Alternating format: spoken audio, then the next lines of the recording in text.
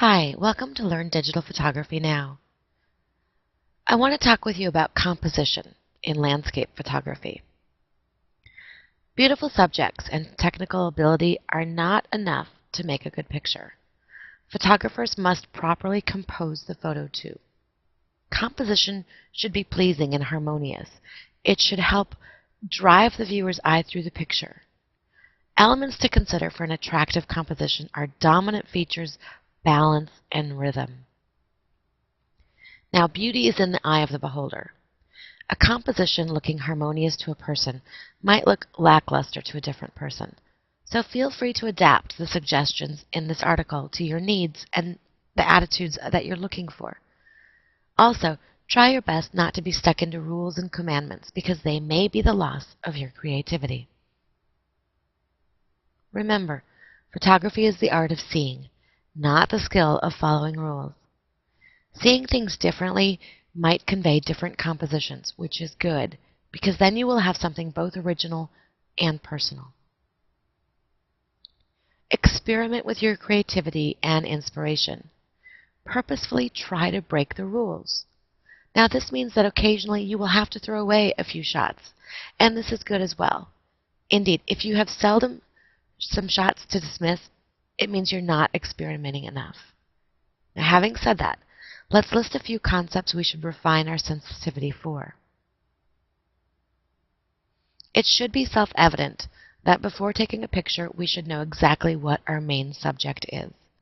We need to do our best to direct the viewer's attention to it without any distracting elements.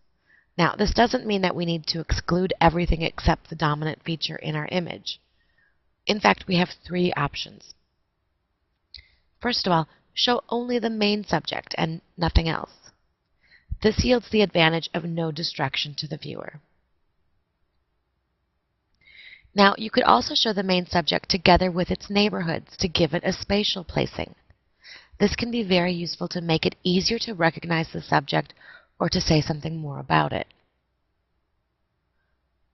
Also, show the subject immersed in its entire surroundings. This can be done if the surrounding is meaningful to the feeling you want to convey. In any case, the viewer's attention must be attracted to the main subject first, and only then can he wander around the rest of the picture. If the viewer's eye does not go directly to the main subject as soon as he looks at the picture, the photographer has failed in his mission. Here are some useful tips in order to emphasize the dominant feature. Put your main subject in the foreground so that it appears larger. Now, typically this requires a large depth of field.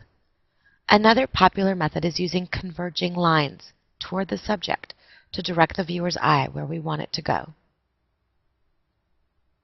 Try putting the dominant feature against a contrasting colored background. For instance, the main subject could be a splash of color against a complementary colored backdrop. Finally, a shape with a textureless background will serve the purpose of making the main subject figuring prominently.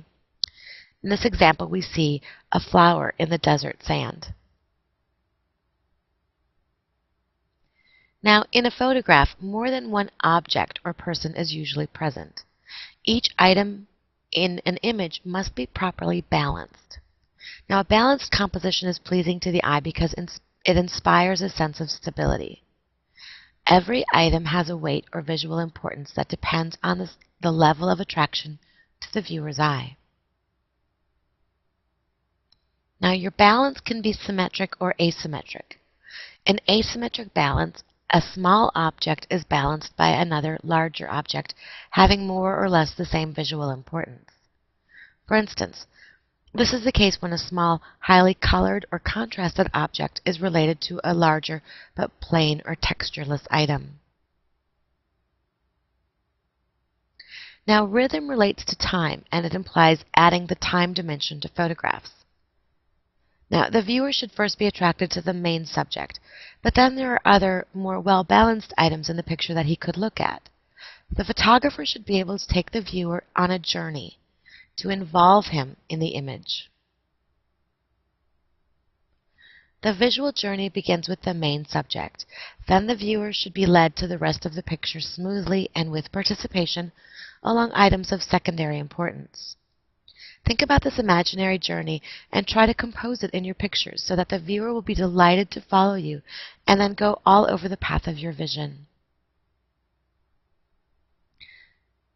If you want to learn how to take beautiful pictures easily, or to find out some tips on how to use your digital camera like a pro, go to www.learndigitalphotography now to receive your own digital photography report.